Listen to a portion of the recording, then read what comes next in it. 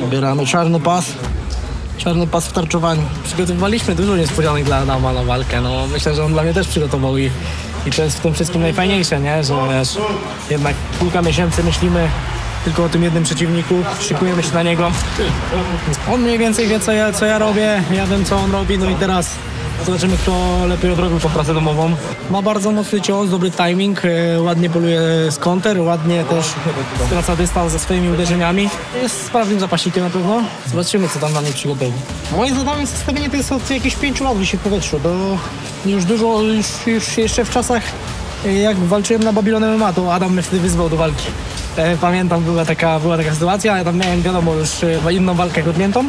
Wtedy wiem, do tego nie doszło, ale już wtedy było głośno o naszej walce, czyli tak, no ja tak rozmawiałem z Adamem gdzieś z 5 lat. To zestawienie było, no ludzie chcieli to zobaczyć po prostu, no dwa takie style dosyć dynamiczne. Myślę, że nie będziecie się nudzić. Chodzi o to, żeby wyjść i czymś nowym w kółka zaskakiwać. No. Bo każdy go obserwuje, każdy go widzi, każdy mniej więcej wie, co robi. No to wiadomo, trzeba coś zawsze przygotować. No to na pewno coś tam przygotowujemy. Nie powiem co. W tej organizacji nie ma łatwych zawodników. Jest za mocna organizacja. Także każdy zawodnik jest wymagający tam.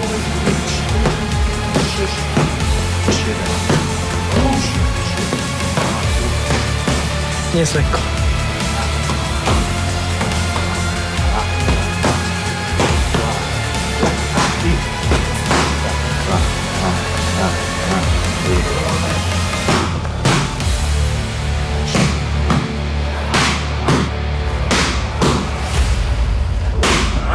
Jak w Japonii w domach. Obniżone wejście do drzwi. Jak Japoniec wchodzi do mieszkania, musi się kłaniać. No to... Po to jest linka.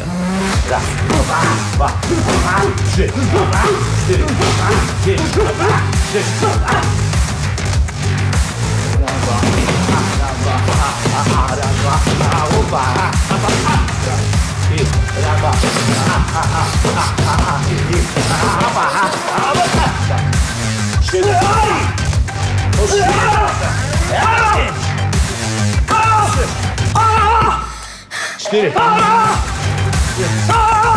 Stąpówka bardzo ciężkiego obozu. Chyba nigdy nie trenowałem tak ciężko. Za każdym razem jestem sam zdziwiony, bo co obóz zamiast trenować jakoś lżej, czy z wiekiem, to co obóz się trenuje ciężej. Dzisiaj akurat taki luźniejszy trening, no bo tak naprawdę już końcówka, luzujemy. Nie robimy już takich bardzo mocnych jednostek. W środę ostatnie sparingi zrobiłem. No może jeszcze będę robił jakieś sparingi, ale to bardziej już takie taktyczne, zadaniowe niż taką rąbankę jak w środę, bo w środę naprawdę było grubo. Ja z Adamem sparowałem ostatni raz, jak miałem 20 lat może, z 7 lat temu. Coś tam pamiętam, ale tak jak naprawdę bardzo mało. Tak szczerze. No i co? I zobaczymy teraz. Solówka prawdziwa jest 15 listopada. A co tam się wydarzy, to już wszyscy zobaczycie. Zaraz ty zobaczymy, jak jesteś cwania. Zobaczymy, jak skręta. Zobaczymy, jak skrętówę przetrwa. Moi naukowcy radomscy wymyślili testosteron w proszku. Hormon wzrostu już rano był. Już rano był przyjmowany hormon, teraz testosteron. Co jeszcze tam się wali? Trzeba zapytać Wiktorii Drzeżewskiej. Pozdro, Wiktoria. Mamy tego samego lekarza. Ale to akurat żart z X-a. Spokojnie, nie obrazi się Wiktoria, bo to jest, no... Co ma wiedzieć, ten wie.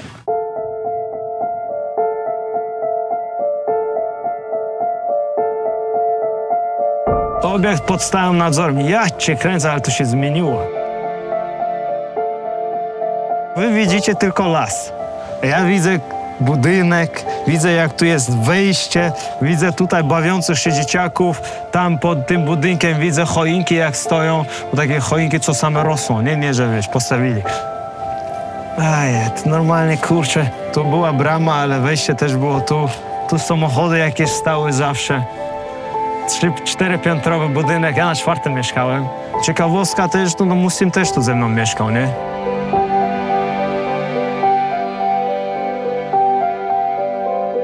Najlepsze to jest to, że trafiłem do Polski, od razu tu trafiłem. Zobacz, 20 lat później jestem jednym z największych klubów WCA, który jest 5 minut dalej. Jak los się potoczył tak, że przyjechałeś będąc nikim, teoretycznie będąc bezdomnym, bez rodziny, straciłeś ojca i tak dalej, tracisz wszystkich na wojnie, twoja mama decyduje, trzeba wyjechać, zadbać o swoje dzieci, trafiasz do ośrodka, jesteś uchodźcą, w szkole ciebie nie lubią, tu na podwórku cię nie lubią, wszędzie cię wyzywają, musisz się bić, musisz jakoś to przetrwać, jakoś 7-6-latek, a 20 lat później bijesz się o pas KSW. Jak to nie nazwać jak piękną historią? Jeśli ja mogłem stąd dojść do mistrza, jak Bóg da, będę nim 15 listopada, to wy też jesteście w stanie osiągnąć wszystko.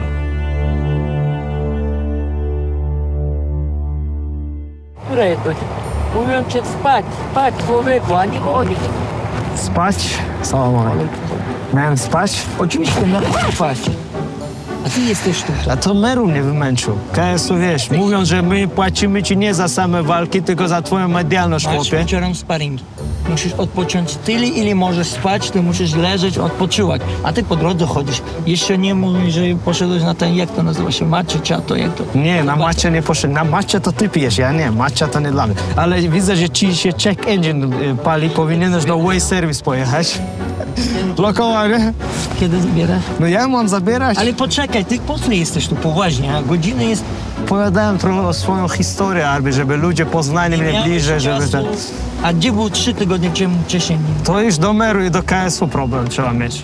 Ja, Johannes. No właśnie. Dobra. Jedź szybko do domu. Zaraz do fizjo jadę.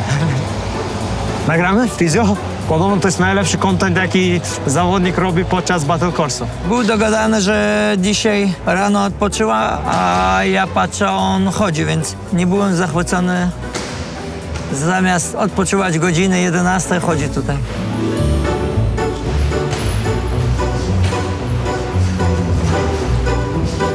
Czy to ty jesteś powodem, że zasłonili klatkę tutaj? Przez wszystkie lata gadka była o tym, że przychodzą tu dziennikarze, nie wiadomo kto się kręci, każdy może przyjść na siłownię, że tu wszystko widać, co się dzieje w klatce, sparingi, taktyka, zadaniówki. No i w końcu doczekaliśmy tej walki i okazało się, że tak naprawdę potrzebny byłem ja, który mogę teraz być uznany za szpiega Patryka w tym zespole, który się już tutaj wkradł lata temu właśnie po to, żeby teraz do tej walki wszystko podglądać i zepsuli mi robotę, nie? Ja Artura znam tak długi czas, wiem, że ci menadżer, ci trenerzy to są ludzie, którzy są bardziej profesjonalnymi ludźmi, którzy odpowiedzialnymi. Tu chodzi o coś innego. Tu chodzi o to, że żeby ktoś z boku nie nagrywał, chce mieć całkowicie tajemnicę pełnych sparinga, a po prostu te walki zakończą, więc podniosę sobie normalne płachtę i będzie otwarta oktagon.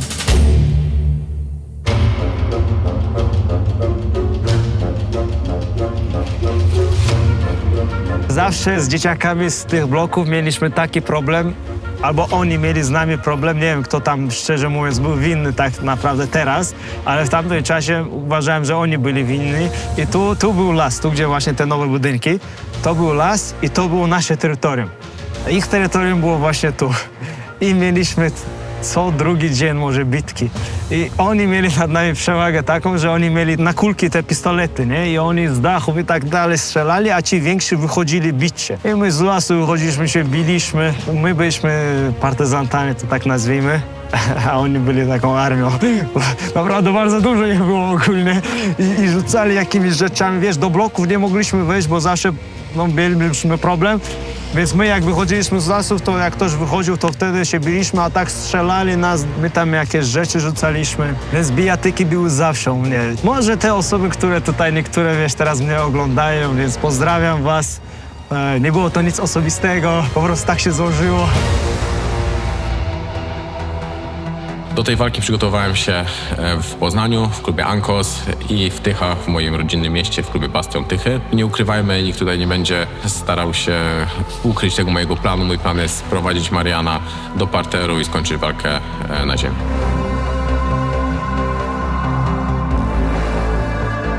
Marian jest mocnym zawodnikiem, to w końcu były mistrz KSW. Cieszę się z tej walki, myślę, że moja popularność po tej walce znacząco wzrośnie. Dodatkowo Marian jeszcze teraz jest komentatorem KSW, więc no, on jest znaną, popularną osobą. Dużo osób mnie zaczepia, pyta o tą walkę. Jak mówię, że walczę z Marianem Ziółkowskim, każdy się cieszy, mówi, że będzie dobra walka. Myślę, że tacy prawdziwi fani MMA bardzo się tą walką jarają i na nią czekają.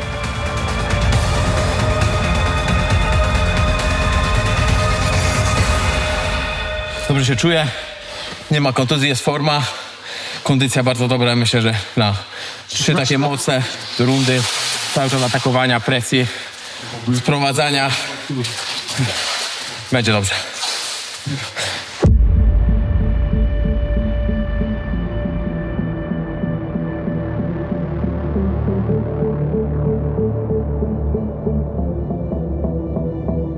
Tutaj jest mój ulubiony plakat. Ja się muszę sobie go pomieścić w tym gabinecie, w którym byliśmy. Nie, to muszę właśnie coś takiego na ścianie. To akurat fajne. Nie jest to jakimś narcyzem i tak nie myślałem, żeby oblepiać ścianę swoją podobizną, ale to akurat jest spoko.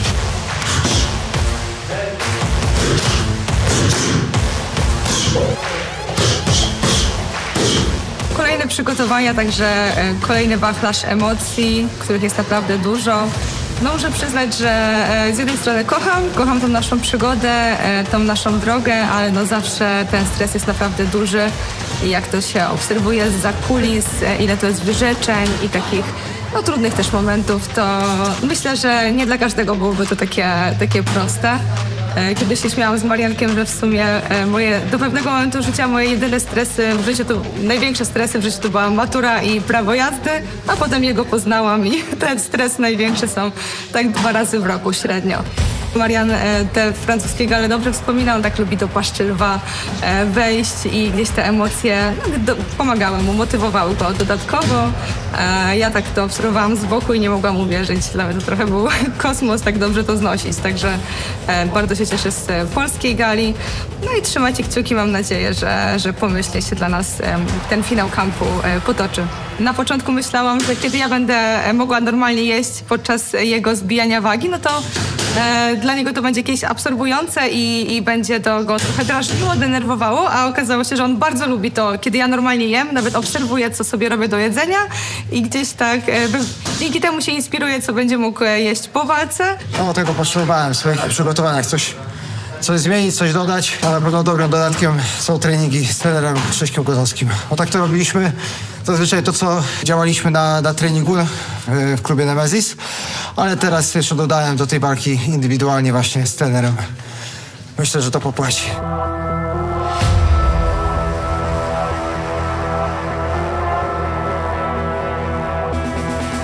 Jesteśmy tutaj z moją sąsiadką, z Alicją Pyszką-Bazan, która jest rekordzistką świata w ultratriatlonie. Z Alą znamy się bardzo dobrze, ona też startuje na wielkich imprezach. Wspieramy się nawzajem, Ala będzie mi kibicowała podczas mojej następnej walki, więc dziękuję Ci bardzo. Tak, wszystko się zgadza. Z Marcinem wspieramy się już od wielu lat. Zawsze Marcin wspiera mnie w moich ultrawyzwaniach. Często też przyjeżdża na moje starty, a jeżeli nie może, to kibicuje przed ekranem. Ja tym razem bardzo chciałam się wybrać na jego galę do Szczecina, także będę kibicować tym razem na żywo. Trzymajcie kciuki za Marcina. Liczymy na dobrą walkę. No, z Alą już kiedyś startowaliśmy na jednych zawodach, pamiętasz, na zawodach biegowych, więc teraz czekamy na następną galę, na której też zawalczymy na jednym wydarzeniu. Tak, to prawda. Startowaliśmy z Marcinem biegowo, też czasem zdarza nam się tutaj trenować w naszym pobliskim parku, także fajnie się tak... Czekamy na występ Ali w Formule MMA. No, ja walka, ty możemy tak zrobić. Dobra, możemy się tak umówić. Marcin naprawdę daje radę, kondycyjnie, wydolnościowo jest naprawdę petarda, także nie wstępuje kroku. Wiadomo, że to nie jest poziom taki typowo biegackie, no ale Daje gdzieś tam radę. te treningi na macie, no faktycznie no, kondycyjnie się przeganiają. Pewnie techniki sporo jeszcze brakuje, jakby tą technikę poprawić mogło być znacznie lepiej, ale wydolnościowa Coś tam działa. petarda. No, dajemy radę. Pytam, czy była prezentacja tutaj najwyższej technologii ociepleniowej. To jest coś takiego, mam tu kabelek. Kabelek podłączam do tej... O dobra, no to pokażę nawet, ja pierdzielę. Pyk. To pytam, czy tu pokazywałeś. Nie pokazuję, no co, bo chodzi ludziom się chwalił, że mam ogrzewaną kurtkę. Nie, to bardziej. No i to jest taki guziczek, Jak jest lekko pyk, zimno, to na zielone. Jak jest tak zimniej, to tu. A już jest, jak tak naprawdę będzie siarczyście, to zobacz. I normalnie grzeje mi na plecach, to jest wspaniałe. Wspaniałe, ale dobra, wyłączam to. Trochę czuję żenadę, ale tylko lekko. backstage. To nie jest przypadkiem gadżet z tyłu? Nie, Dlaczego? nie, bo to jest budowane w kurtce. Budowane w kurtkę, dokładnie. Nie, czy były jakieś przypadki, że komuś wybuchła turcja na przykład? O Jezu, no albo się tak plecy zapaliły. No. Nic, może będę pierwszy. Mam nadzieję, że nie. Ale przy moim szczęściu, chociaż nie, no aż tak pechowy nie jest to, naprawdę. Ludzie nieraz widzą tylko, wiesz, wyrywek z mojego życia i rzeczywiście z takiej perspektywy to można powiedzieć, że wyglądam na pechowca, ale w życiu tyle miałem szczęścia, tyle opatrzności boskiej, że jakby się podsumowało całe moje życie, to więcej mam szczęścia niż tego pecha. Gdybym na przykład przegrał z Marcinem, to raczej jeszcze mój status nie spadnie tak mocno, bo jestem byłym mistrzem, który obronił 3 razy pas. Jak spojrzysz sobie na podsumowanie 10 najlepszych mistrzów KSW, no to jestem w pierwszej 5 ex aequo z Parnasem, chyba z Sepkiem, Przybyszem i Wikłaczem. Tak mi się wydaje, że chyba jeszcze tam Wikłacz jest. Więc po prostu na ten moment cały czas mam status naprawdę dobrego zawodnika i takiego jednego z najlepszych mistrzów KSW. Więc to tak łatwo nie da się zaprzepaścić. Ale MMA to jest, wiesz, to jest taki sport, że można przegrać 2 walki, których nie powinno się przegrać, a potem nagle wygrywasz 3-4 i znowu jesteś na piedestale, znowu się wszyscy tobą zachwycają. Jest najważniejsze, żeby po prostu ta forma była cały czas dobra. Jak jest dobra forma, czujesz to na treningach, na sparingach, to wiesz, to i tak się w pewnym momencie obroni. Teraz mam trochę gorszy okres i taka walka z Marcinem Heldem jest bardzo ważna dla mojej kariery, ale myślę, że nie. Spotyka się 2 ultra doświadczonych zawodników, którzy wiele zrobili dla polskiego MMA. Myślę, że nieważne kto przegra, nie będzie to jakaś wielka strata. W kontekście najbliższych miesięcy walce o pas to na pewno. Przegrany tej walki oddali się w rozgrywce walce o pas, ale to wiesz, tak jak mówię, jesteś tak dobry jak twoja ostatnia walka. 15 listopada, Szczecin, walka z Marcinem będzie naprawdę, myślę, bardzo mocna.